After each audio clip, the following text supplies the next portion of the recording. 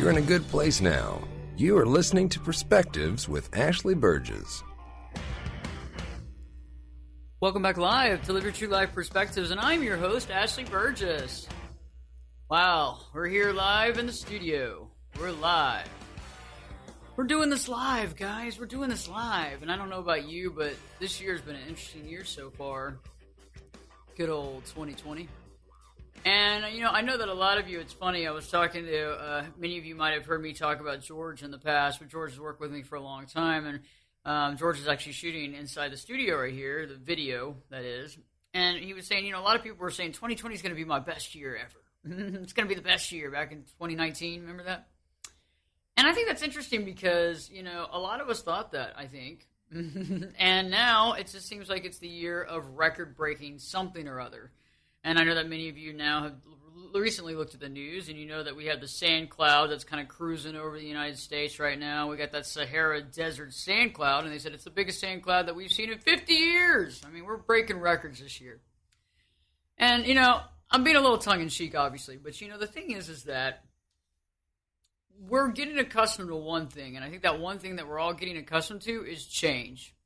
Change, and more change. Holy hand grenades, Superman. Sit back. We got change. We got some change. And, that's the one thing that we've realized, right? Constant. Our life has changed. Our work has changed. The family dynamic has changed. Some people's health has changed. Hopefully good and stable.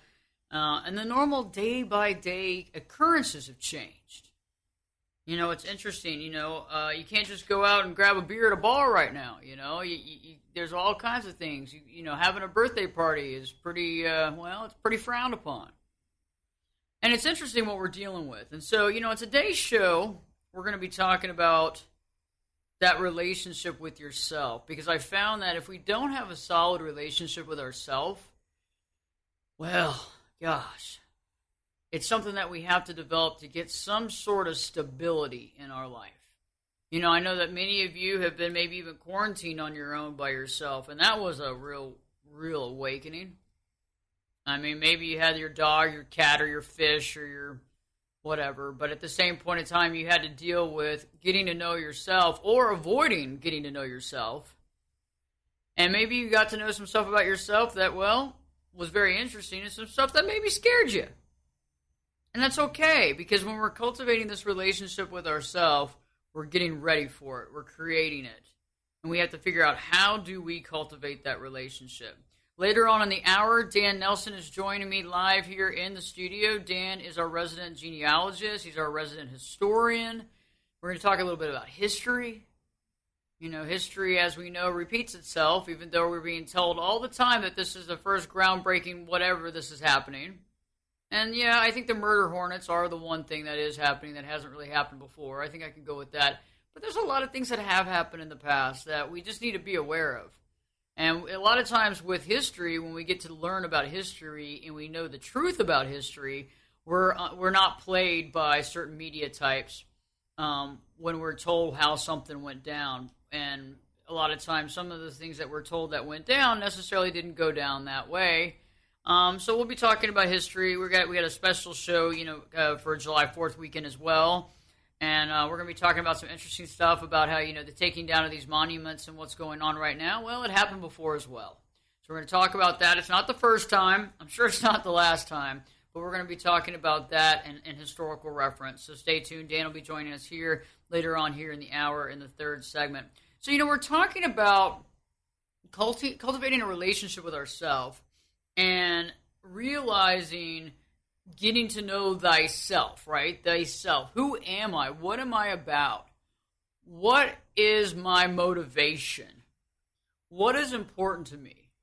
And I think the biggest problem we have is the societal, kind of pushback on what we feel is right for us, right? And so, we have society telling us, well, everybody should have a bunch of kids, and you should be married forever, and you should have these cars, and you should work this type of job, and then eventually at a certain age you should retire, and then you're supposed to go out and do X, Y, Z. And you know what? Quite honestly, why? Why am I buying into this bill of goods that I've been sold? And I think we have to look at the difference. And I know that some of you out there listening to the show right now live on USA Radio Networks is like, you know what, Ashley, I'm not buying into any of that societal, crud. I'm not doing it. I'm living my own life just for me. But are you really? Because I would have to say that most of us are not. I would have to say that most of us are questioning our validity based on something, that we're not good enough because we didn't do this. Or we don't have a well-rounded life because we don't have this. Or we're missing that. Or we're missing this. And it's interesting, too, how life has this kind of yin-yang, give and take, push and pull situation where it does seem like you can't have everything. You can have this, but you can't have children. You can have a career, but you can't have children. You can have this, but you can't have that. And it's interesting, and it poses the question, about how, obviously a rose has its own thorns, right? I mean, except for the roses that they make, that they hybrid, it doesn't have thorns, but we'll leave that out of the equation for right now, right? So, for what we're talking about, right, a rose, even though it's beautiful, has thorns that will hurt you, right? A thorn bush, right? And so, a briar, right? So it's like, it seems like life is kind of like that, but we got to figure out what are we buying into and what are we not. What defines me and what does not apply to me? And then the biggest thing, though, is that we can understand that, but how are we not judging ourselves or making ourselves feel bad, unconsciously judging ourselves for not doing one thing or another? I hear when I'm talking to some of my friends who have children, and they stayed at home to take care of these children, which is great. But you can hear in the, kind of when they're talking about certain things, they really wish that they would have had a career, right? And they kind of struggle with that. And, you see on TV the career woman, right? And you see that. And then you have, like, the career women that I know that struggle with the fact that they didn't have children. You have the men that sit there and say, I provided for my kids, but, I didn't get to see them that much. And it's like, what do I do? And all of a sudden my kids are growing up now, and I'm realizing, where did all the time go? I was able to buy them stuff and provide them necessities and things, but at the same time, our relationship is struggling. And you see how interesting this whole society is, because we look on TV and everything's based about money. How much money you made last year, how much money you have, how many resources do you have, how many products and services do you have.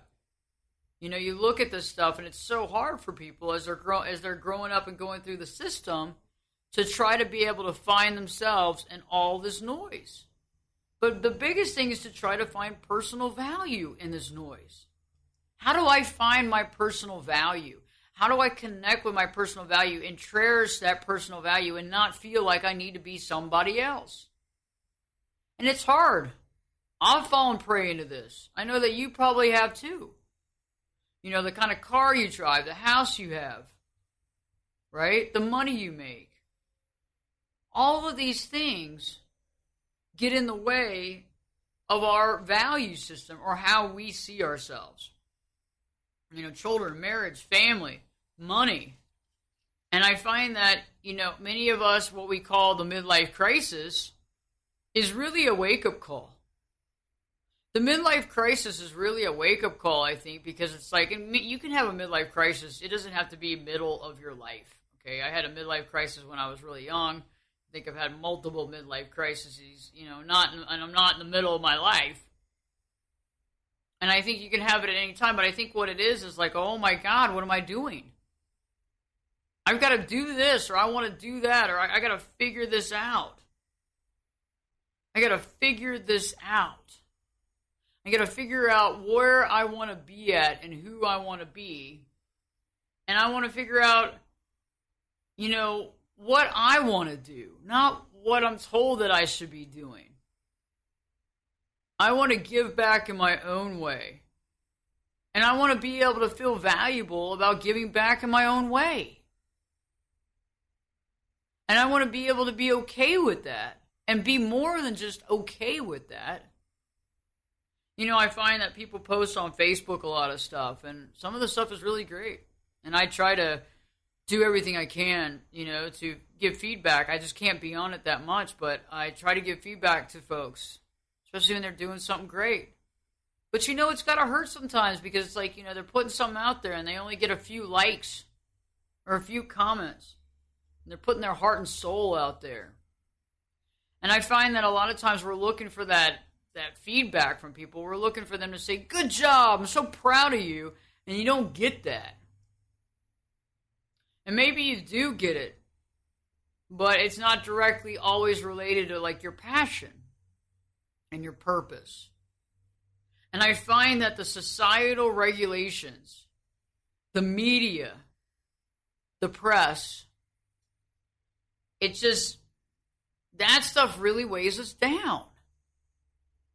And it's like the way you're supposed to look and how you're supposed to dress, right? It's just like everything about our society is like this homogenized branding. And it's insulting. And I'm insulted by it. And I've had enough of it. And I'm tired of women trying to be 92 pounds. And I'm tired of men trying to be these muscle maniacs because that's all they know. Because that's what they're being sold, the bill of goods. And, I'm tired of people not taking responsibility for their life because they're scared to, because they feel like people are going to judge them adversely. The fact that we can't speak honestly a lot of times because somebody might come back and get angry. The fact that a lot of people feel like they're the silent majority because they can't speak up because they're scared. I just think that there's a lot of things going on right now that we have to sit there and get connected with our own true reality. And how do we do that with all this noise? How does one person center themselves? I know that many of you have gotten into one thing in your life, whether it's giving back to society and maybe you have this passion project and it's not making any money and people sit there and say, when is that passion project going to make money? And you're like, well, I'm working at it. And they're like, and you got your CPA in the background saying, well, until you make XYZ, this is just a hobby. It's just a hobby. You need to really start focusing on what you're doing with your life. It's painful. And it's like we make a big deal about the only time that you're successful is when you're making a certain amount of money. And that's just not true. And it's toxic. It's toxic. There's a lot of good people out there that don't make a lot of money. And they work really hard for what they do, man. And that's what really gets to me is that the society is based on the slippery slope of fabrication to create adversity and inequality. And I'm not talking about socialism. I'm saying we need to get to the point where we can stop looking at this advertising and stop buying into this manipulation and start looking at our own self and cherish ourselves and try to find the community of other people who cherish themselves as well and can see your value. You know what? We got to do it. We got to make some changes, okay? It's been a year, right? Change is certain. But why don't we start making some positive changes and start turning off the stuff that doesn't work for us anymore? Stay tuned when I return. We'll be talking more about this and how you can stand your ground and find your purpose. Live your true life perspectives with your host, me, Ashley Burgess, will be back in. I'll be back this time in 2 shakes.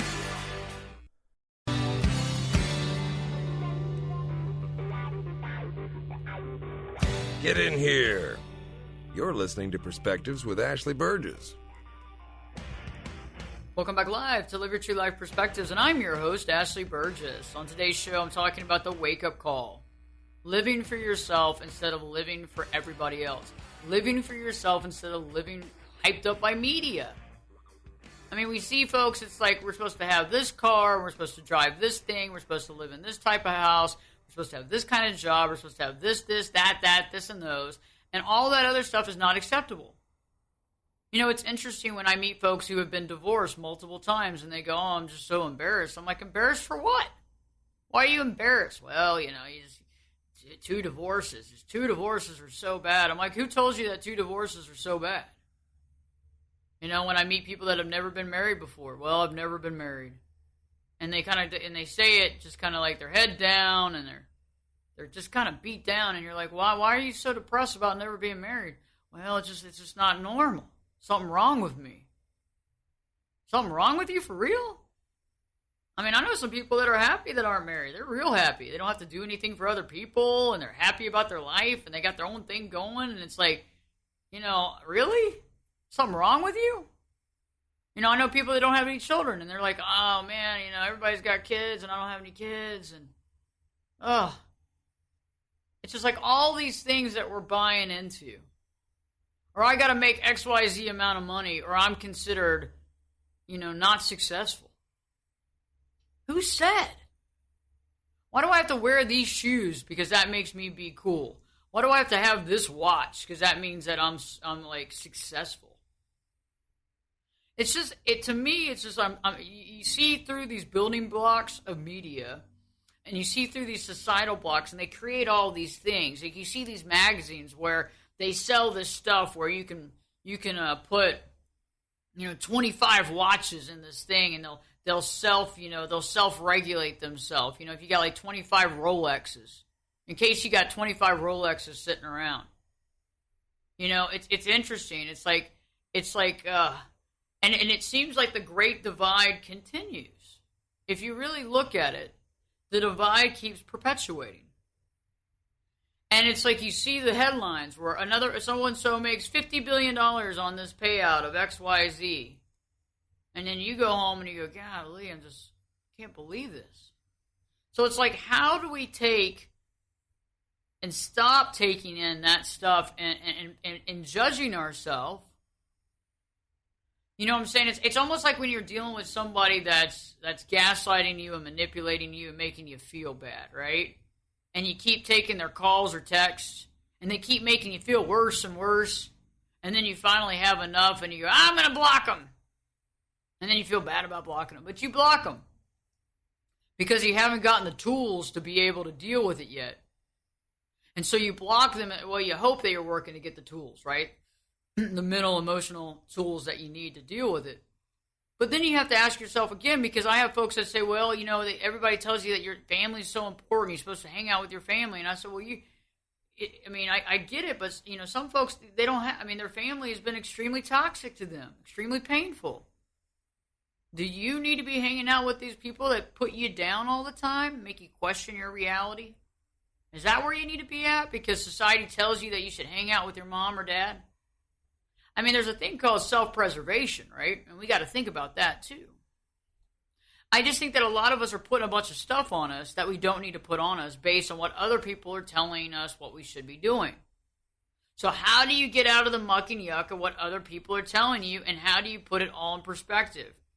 I thought it was funny. I had a friend of mine years ago would send me pictures of these houses out in kind of the suburbs. You should live in one of these houses. You should move out to the suburbs. And I'm like, I don't want to move out to the suburbs. And so I would send it back and say, hey, I think this house is a great house for you. And eventually he was like, you know what? You're right. I might move out to the suburbs. I don't need to do that. It's up to you. But we have to push that back on them. It's not me. You're not trying to sell me my version of me. I got me. I don't need to buy the version that you're trying to sell of me because it's BS. Stay tuned. We'll be back. We got a lot going on here on this show. You know that. So you got to get back here. Live Your True Life Perspectives with your host, me, Ashley Burgess. We'll be back in. I'll be back this time in 2 shades.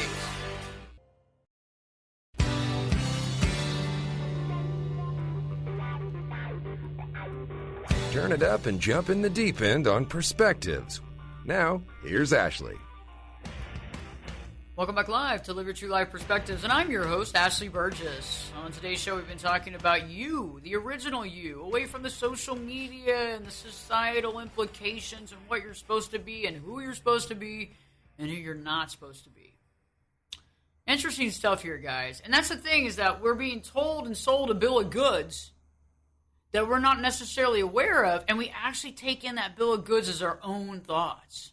Like, we don't realize that some of this stuff isn't our own thought. This has been, integrated into our lives from the very beginning.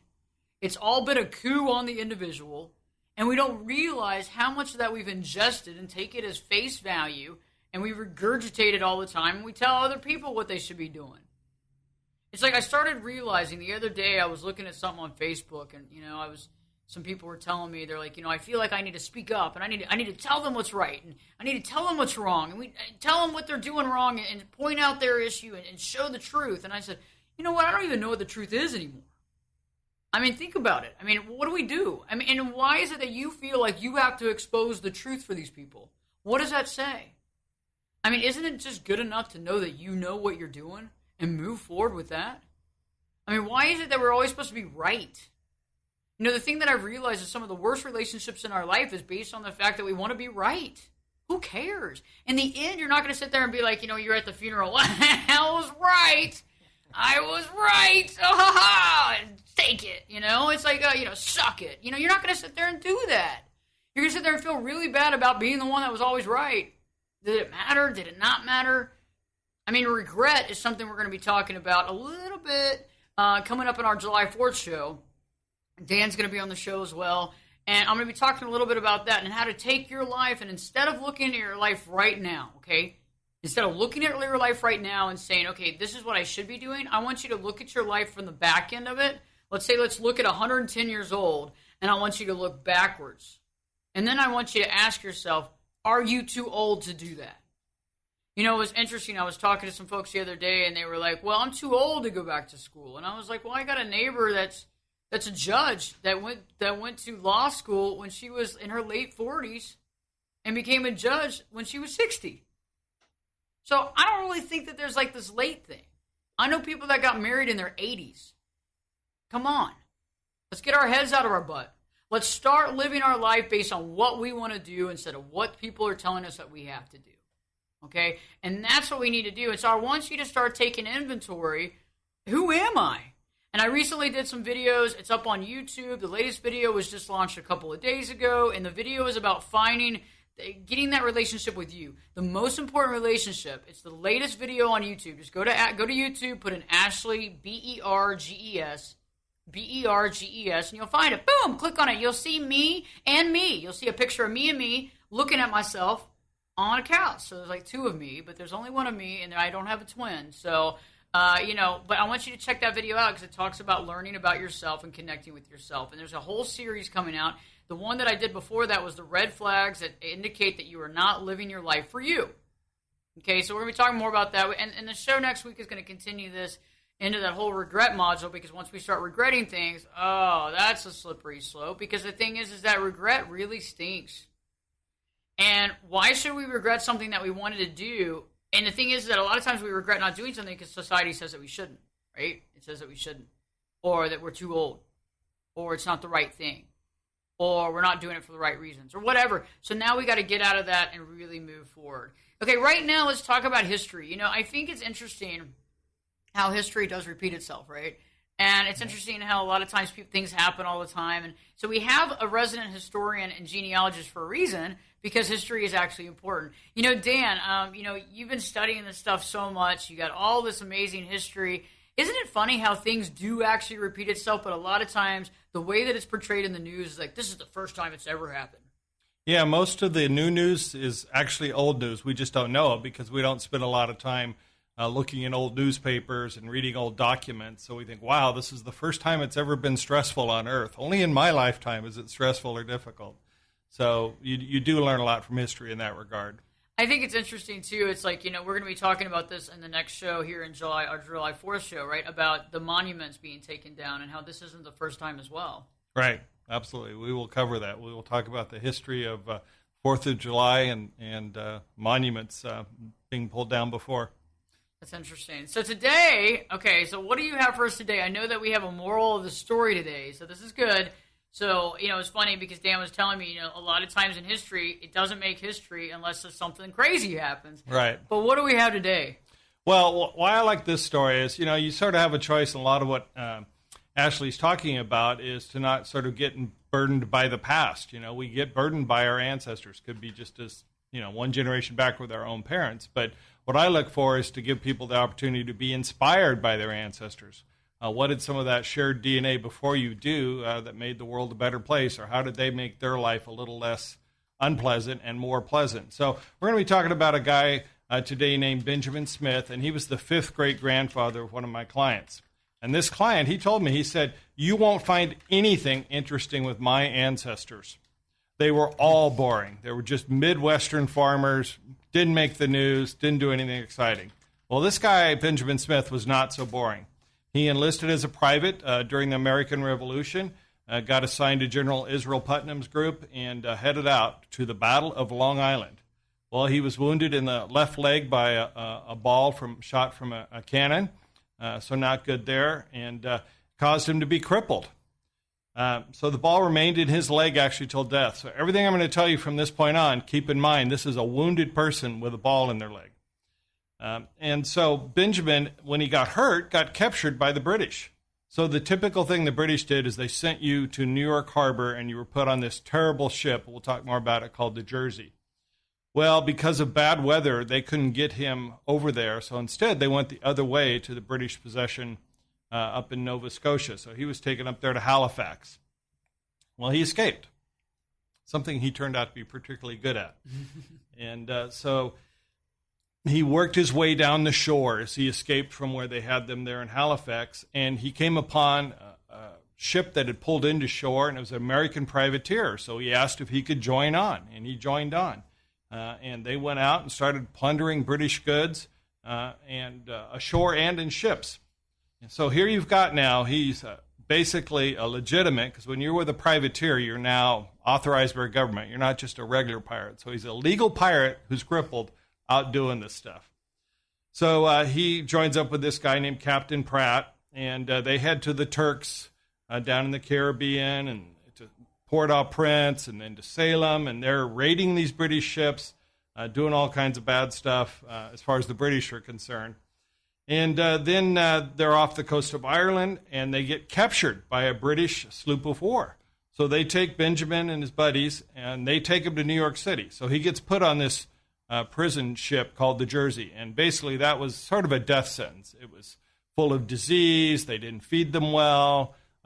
And if you're going to be in a hospital, you at least want it to not be moving. And you're on a ship. So, yeah, if you have any issues with seasickness.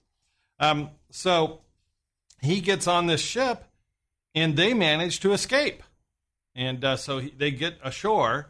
And how they actually escaped is an interesting story in itself. They pulled off the edges of a porthole, and they swam to shore. No easy feat in New York Harbor. But anyways, they get to the relative's house, and he's concerned about the fact that they may know who he is. And in fact, they do, and they turn him into the British. So now he's been captured for the third time. So the British say, okay, something needs to happen to this guy. He doesn't learn his lesson. So 449 lashes on his back. That would kill most of us. Yeah, most of us couldn't handle more than one lash. But anyways, he's taken to the hospital. He organizes an escape from the hospital by boat. So his third escape. Yeah, this guy, you gotta hold him down. So he gets back and he starts plundering again and hangs out and does his thing on different ships in different parts of the world. And then when they're down in the West Indies doing their thing, they pass the French fleet that's coming back from Yorktown, where Cornwallis surrendered. And he's like, cool, I can go home again. The British lost. And so he gets a ride back home. And so sort of the moral of the story, if you will, is this guy was pretty much plain, ordinary person. He could have spent his entire imprisonment if he hadn't tried to escape, if he hadn't tried to change his circumstances. And so he ends up being a hero and a patriot, contributing to the cause. And then eventually, as he gets older, he goes to Luzerne, Pennsylvania. He's a farmer, and he ends up retiring from the military, obviously. He's a farmer. He waited 40 years to record all this information. And when I found it, it was only in two places, in the Historical Society in Exeter, Pennsylvania, and a book that Google had digitized. So it was a rare story to find. So I tell people if the ancestors can find stuff on a guy named Smith, we can find stuff on anybody. So that's the story of Benjamin Smith. That's awesome. I love that. Yeah, you're right, on Smith. That's interesting. I mean, think about how this guy literally escaped. I mean, and then he went to his relative's house and got thrown back in? Well, one of the things that happened during the Revolution is you had people in the same families, no different than some of the arguments we have today at Thanksgiving, where people were pro-British, called Tories, and then people that were against the British that were in support of the Revolution. So sometimes you didn't know which way your relatives were going to lean, and if they were Tories, they would turn you in if you showed up. They, I don't know if they got rewards or they just got the satisfaction of knowing you were removed from the opposition. So you couldn't necessarily even trust your own family to not, wow. do you harm. Wow. Yeah. That gives a whole new meaning to family, right?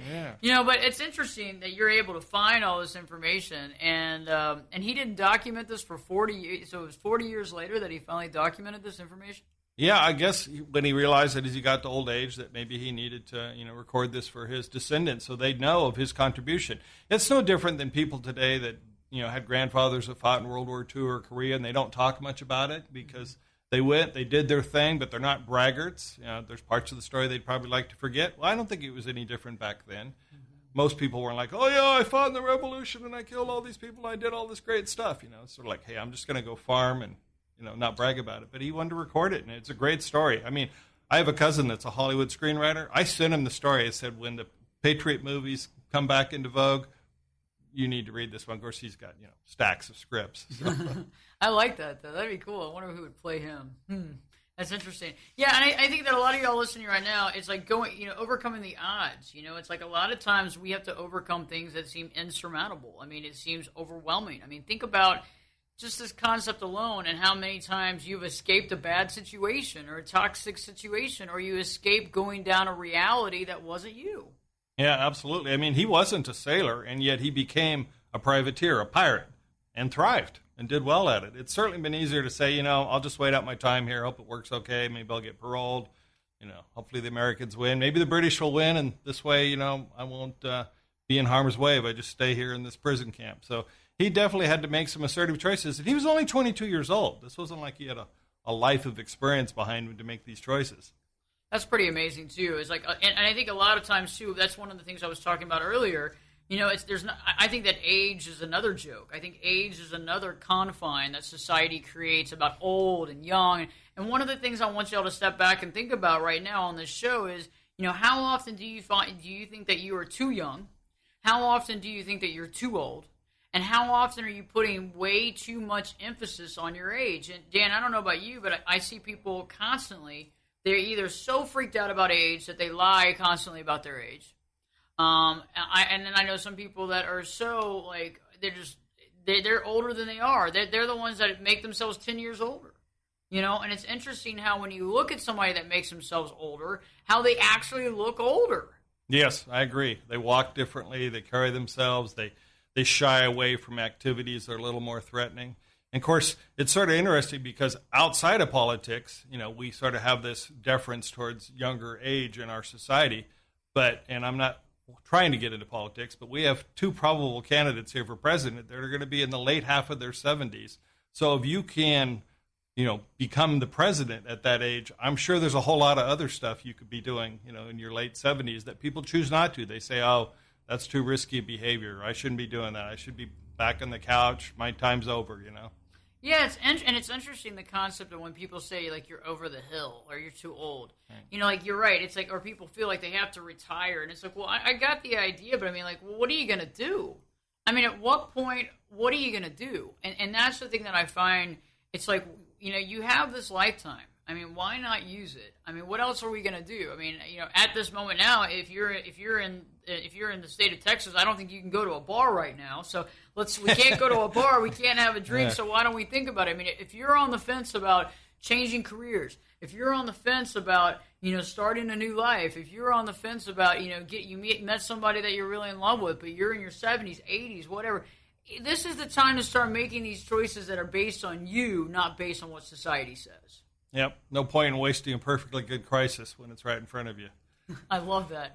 Okay, guys, perfectly good crisis. You heard it. When we return, we're going to be talking more about how you can prioritize this, how you can do it. Just a couple of tips and tricks on how to do that. Just think about it. It's all these things that we have to think about. And the greatest thing about it is you can think about it. You don't have to act on it right now. You can just think about it. connecting the dots and start writing down some stuff that you want to create, you want to do, and realizing you have the time to do it. If you're here right now, well, you're here right now. So stay tuned. Don't leave. We got a little bit more left. Live Your True Life Perspectives with your host, me, Ashley Burgess. Will be back in 2 shakes.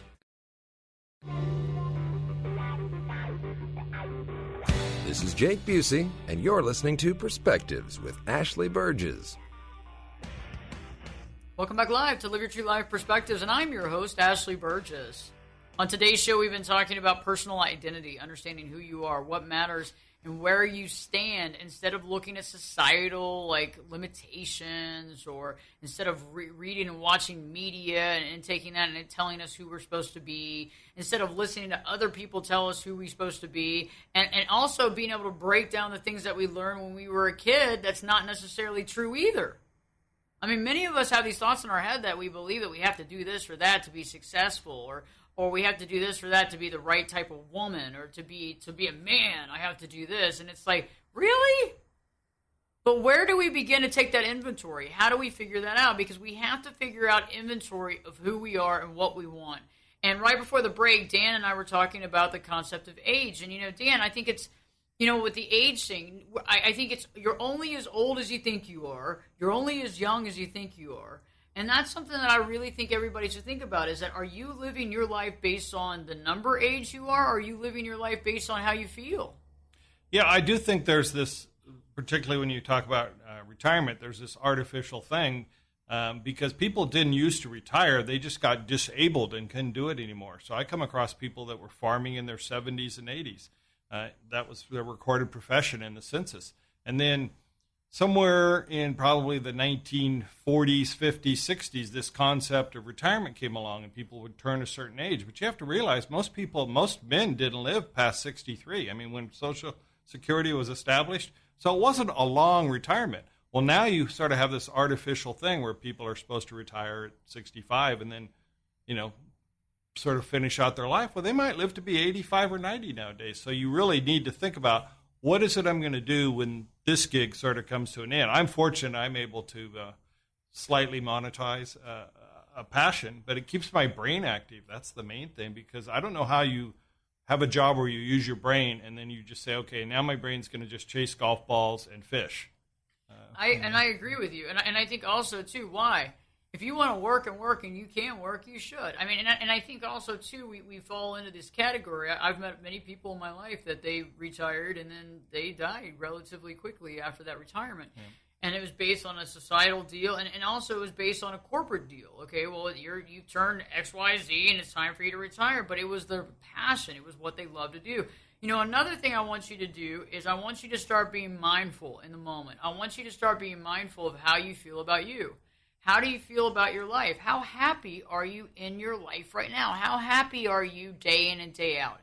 Is there something that gives you a lot of personal pleasure in a very positive way that you need to be focusing more of your energy on? Or on the opposite, are you in a situation right now that's really toxic? Are you in a situation right now that you are unhappy more than you're happy? And I think that's interesting. I think, Dan, you can understand. You can agree to that. It's like, you wouldn't be doing what you're doing if it didn't bring you happiness. Absolutely. But certainly when I was younger, I can't say I had the same clarity. And so you have to be more intentional, about where it's going to go. Because you spend so much time when you're young chasing money, trying to take care of your family, and you don't really think about necessarily always what brings you happiness. But as you mature, you should be able to start to hone that down and be more intentional. And I think also the other thing, too, is just being mindful in each moment of every day of what you're doing. Think about it. Connect with it.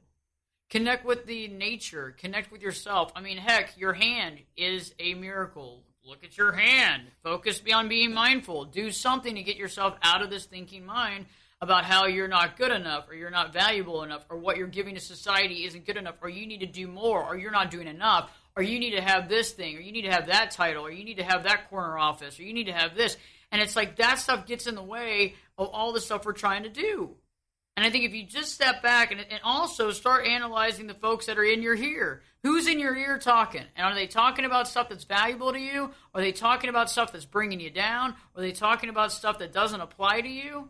Even your own family. Okay, they were taught these things too. Wasn't them genuinely. It's like, when you were growing up and your family says, you can't ever do that. You'll never make a dime. You'll never be able to support yourself. You'll be in dire straits. But you know what? That could have been the thing that you really wanted to do. How do they know that you're not going to be successful? They say that because guess what? Their parents said that. And their parents said that to their parents. And if you keep going through the cycle, we're living a cyclical situation. So think about it. Let's stop the cycle.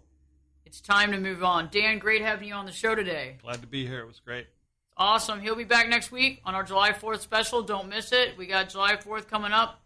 And just remember, start analyzing. Is this my thought or is this People Magazine thought? Is this my thought or is this CNN or Fox? Is this my thought or is this what my mom told me? Is this my thought or is this what my dad told me? Think about it. Let's talk about this because this is the stuff that really needs to be talked about. Because we got to make these changes to have a better world and to have a better life. So stay tuned. We'll be back next week. Please tune back in. Can't wait. Live your true life perspectives with your host, me, Ashley Burgess, will be back in. I'll be back this time in 3 shades.